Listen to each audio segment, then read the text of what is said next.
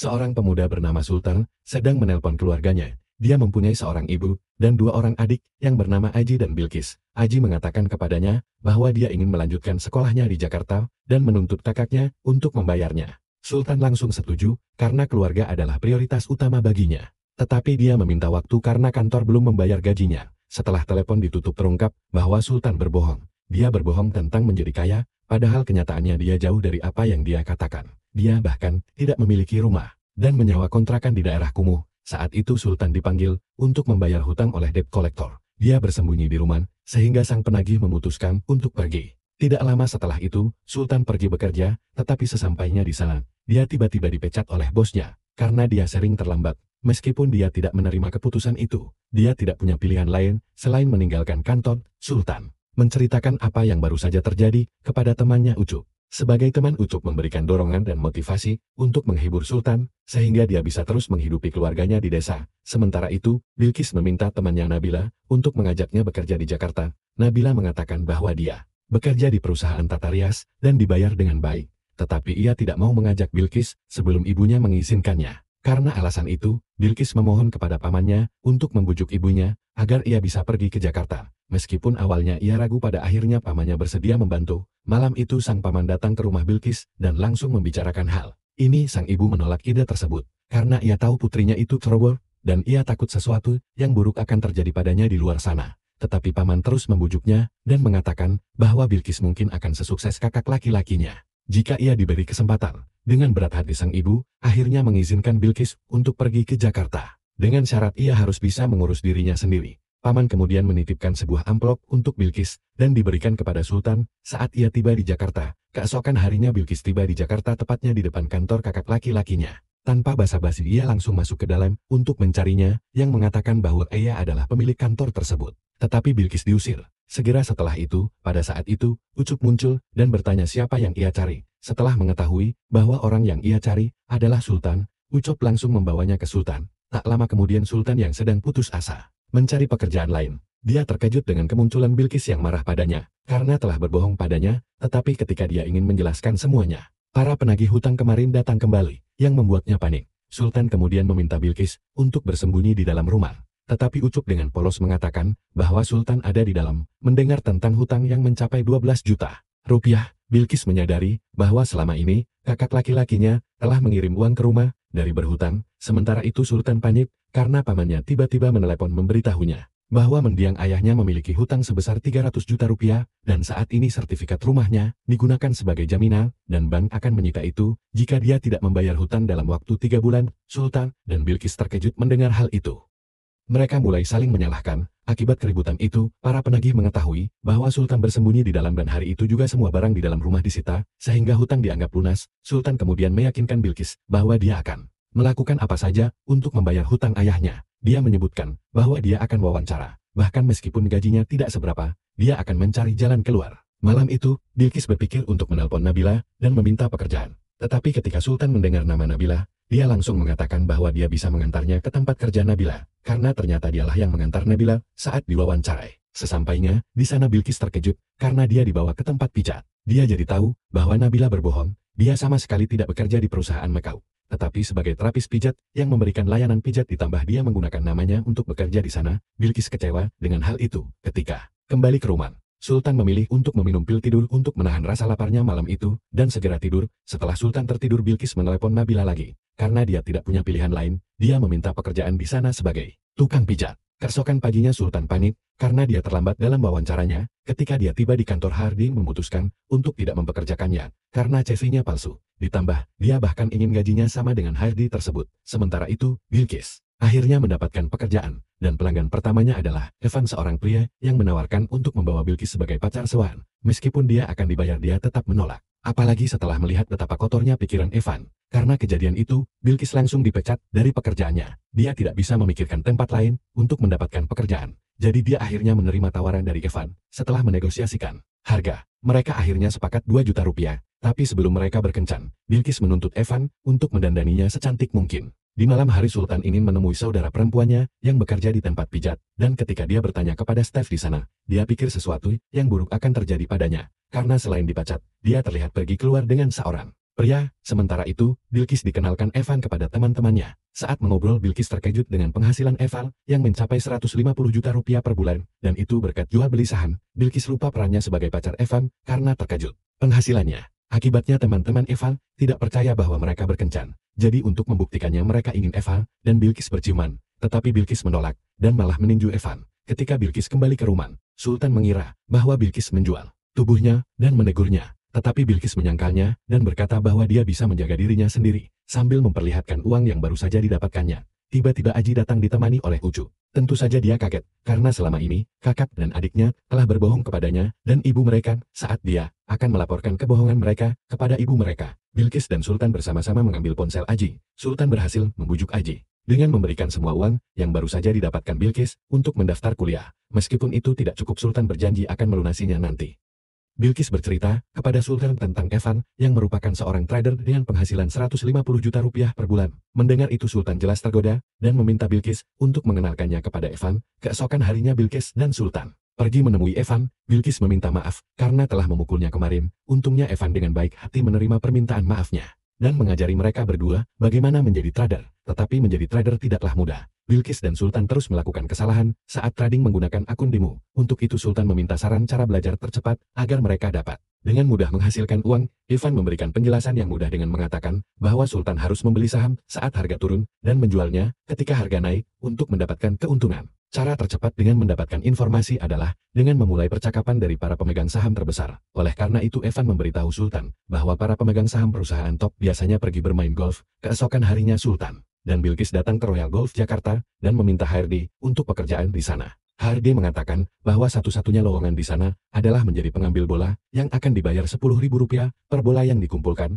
tetapi syaratnya adalah mereka harus berjarak 100 meter dari para pemain. Masalahnya adalah bahwa pada jarak itu mereka tidak dapat mendengar apapun orang-orang ketika berbicara. Tidak kehabisan akal. Mereka memiliki ide lain, yaitu Sultan menyembunyikan ponselnya di tas golf pemegang saham untuk merekam percakapan mereka. Tetapi sayangnya usaha mereka sia-sia karena ponsel mereka dibuang. Namun, mereka tidak menyerah. Sultan dan Bilqis datang lagi keesokan harinya. Tetapi sayangnya HRD meminta mereka untuk pergi. Karena pemilik tempat Tuan Salim datang hari itu. Mendengar ini Sultan berpikir bahwa Tuan Salim mungkin salah satu pemegang saham yang mereka cari, dan agar mereka bisa mendekatinya, mereka datang dengan ide mencuri peralatan golf yang dipajang dan berpura-pura menjadi pemain golf di tempat itu dan menantang Tuan Salim untuk bermain sehingga mereka bisa mendengar pembicaraan Tuan Salim tentang perusahaannya. Ketika Bilqis mengelola seluruh bola, Tuan Salim memberitahu rekannya bahwa dia akan membeli 500 miliar lembar saham di pasar saham sehingga nilainya akan naik hari itu juga. Mereka langsung memberitahu Evan tentang keuntungan yang diprediksi dan berpikir untuk mendapatkan 300 juta rupiah untuk membayar rumah mereka. Tetapi untuk bisa mendapatkan uang sebanyak itu, Sultan harus memiliki modal 150 juta rupiah untuk membeli saham. Evan setuju untuk memberikan pinjaman dengan imbalan. Dengan Sultan membujuk Bilqis untuk menjadi pacarnya, Sultan langsung menolak gagasan itu karena dia tidak ingin menjual saudara perempuannya. Ketika mereka tiba di rumah, Aji mengatakan bahwa peralatan golf yang mereka bawa bernilai puluhan juta dan tentu saja cukup untuk membayar biaya pendaftaran perguruan tinggi. Mendengar ini Sultan menghubungi debt collector untuk meminjam 50 juta rupiah dengan peralatan golf sebagai jaminan. Untungnya para penagih bersedia karena peralatan golf memang mahal. Setelah mendapatkan uang, Sultan dan Bilqis segera membeli saham dan tak lama kemudian dalam hitungan menit nilai saham naik dan mereka berhasil meraup untung 10 juta rupiah dalam profit. Di tempat lain, sang paman melihat pihak bank akan melelang rumahnya Sultan. Ia bernama Wandat. Ia menyuruh sang paman untuk segera mengosongkan rumah tersebut yang membuatnya panik. Ternyata ia memberikan informasi yang salah kepada Sultan. Bukan 3 bulan, bank hanya memberi waktu 1 bulan bagi Sultan untuk segera melunasi hutang mendiang ayahnya. Sang paman segera menghubungi Sultan untuk membawa ibunya ke kota dengan harapan ia tidak mengetahui bahwa rumahnya telah disita oleh bank. Saat itu juga Sultan langsung menelpon ibunya dan mengatakan bahwa Aji sedang sakit. Padahal yang sebenarnya terjadi adalah mereka membius Aji agar tertidur. Mendengar berita tersebut, tanpa berpikir 2 kali ibunya langsung berangkat ke Jakarta. Saat Sultan hendak mencairkan uangnya di pasar saham sejumlah 100 juta, mereka panik karena uang tersebut tidak dapat dicairkan karena saham telah diblokir. Sultan dan Bilqis langsung menemui Evan untuk menanyakan hal tersebut, bahkan mengatakan bahwa saham tersebut disuspend. Tetapi untungnya uang mereka dapat dicairkan dalam waktu 2-3 hari, karena ibunya akan datang ke Jakarta. Sultan ingin meminjam rumah Evan selama seminggu. Bahkan dia bersedia jika Bilqis mau menjadi pacarnya. Karena tidak ada pilihan lain, Bilqis terpaksa menerima saran kakaknya, Sultan, dan Bilqis bergegas untuk memindahkan Aji. Saat itu Aji masih tertidur. Mereka pun memajang foto mereka di dinding untuk memberi kesan bahwa rumah ini milik Sultan. Tidak lama kemudian sang ibu akhirnya datang. Ia sangat bangga dengan Sultan atas keberhasilannya. Namun ketika Aji terbangun, ia mengatakan bahwa Sultan telah berbohong dan sebenarnya ia miskin. Untungnya ibu mereka percaya dengan perkataan mereka yang mengatakan bahwa Aji mengigau karena sakit. Saat makan malam Bilqis dan Sultan berusaha membujuk ibu mereka untuk tetap tinggal di Jakarta. Karena tidak ingin tahu bahwa rumah mereka disita oleh bank. Beberapa saat kemudian Sultan dan Bilqis kembali mengecek pasar saham. Dan ternyata saham tersebut dapat dicairkan. Dan mereka mendapatkan keuntungan sebesar 96 juta rupiah. Di saat yang bersamaan pamannya ditelepon mengatakan bahwa bank telah memindahkan semua barang mereka ke rumahnya. Wanda kemudian menjelaskan di telepon tersebut bahwa Sultan hanya diberi waktu 10 hari untuk membayar utang tersebut. Saat ini Sultan dan Bilqis bingung bagaimana cara mendapatkan uang 300 juta dalam waktu yang singkat.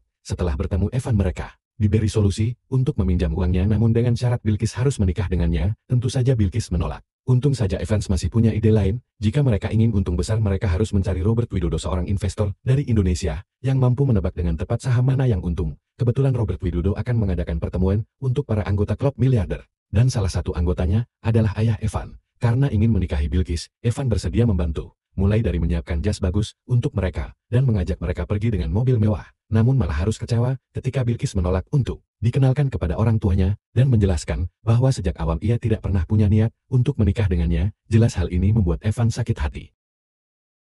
Evan pun tega mengungkap semua kebohongan Sultan dan Bilqis kepada ibu mereka. Ia bahkan mengatakan bahwa Sultan sedang menganggur dan rumah ini bukan miliknya. Sedangkan Bilqis pernah bekerja sebagai tukang pijat dan pacar soalnya. Ia juga mengungkapkan bahwa rumah ibunya sedang disita oleh bank dan semua kenyataan itu membuat sang ibu sangat terkejut. Sementara itu, Bilqis dan Sultan tiba di acara tersebut. Sultan mencoba menemui Robert dengan berpura-pura menjadi seorang pengusaha. Terlihat Robert merasa tidak nyaman. Bilqis pun datang membawa secangkir teh, lalu mencoba merayunya meskipun tidak berhasil. Robert mengatakan pada mereka bahwa untuk menjadi trader yang baik, mereka membutuhkan pengetahuan dan keterampilan yang baik. Merasa tidak nyaman Robert bermaksud meninggalkan mereka, tetapi dia tiba-tiba pingsan setelah meminum teh berisi obat tidur yang diberi oleh Bilqis. Bilqis dengan cepat mencoba mencari tahu saham mana saja yang dipilih Tuan Robert dengan melihat ponselnya. Sedangkan Sultan mencoba mengalihkan perhatian para tamu dengan memberikan pidato. Setelah berhasil mengetahui saham yang dipilih oleh Robert, mereka langsung berbondong-bondong melewati tangga darurat.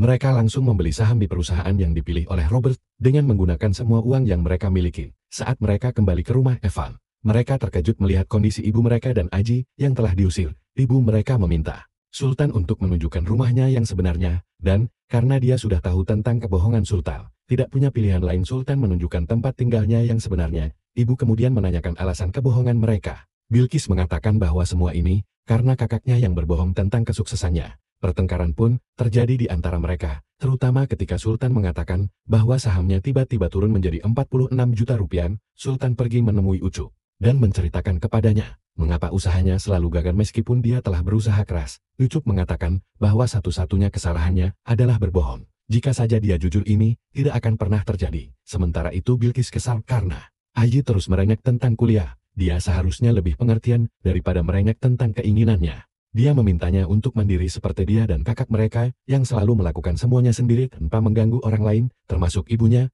Keesokan harinya Bilqis sedang belajar cara membeli dan menjual saham. Tiba-tiba dia dikejutkan oleh kedatangan dua orang anak buah Robert. Pada saat yang sama Sultan muncul dan membela Bilqis dengan mengatakan bahwa dialah yang bersalah karena membius Robert. Sebagai hasilnya dia langsung dibawa oleh mereka. Tetapi sebelum mereka pergi, dia meminta Bilqis untuk menjaga ibu mereka di rumah dan tidak memberitahunya tentang masalah ini. Beberapa minggu kemudian, Bilqis datang mengunjungi Sultan di penjara dan meminta maaf karena menyalahkan kakaknya atas semua yang terjadi. Di tengah situasi emosional ini, Sultan terkejut ketika dia melihat bahwa saham yang telah dibelinya tiba-tiba naik 405 juta rupiah. Tentu saja mereka begitu senang. Bilqis langsung menghubungi pihak bank dan ingin menghentikan lelang, namun karena tanggal jatuh tempo sudah lewat, rumah tersebut tetap akan dilelang. Dan mau tidak mau Bilqis harus memenangkan lelang untuk mendapatkan kembali rumah mereka. Setelah Bilqis membayar hutang Sultan sebesar 60 juta kepada debt collector, ia tak sengaja menyebutkan bahwa Sultan sedang dipenjara di depan ibunya. Mendengar berita tersebut sang ibu sangat terkejut.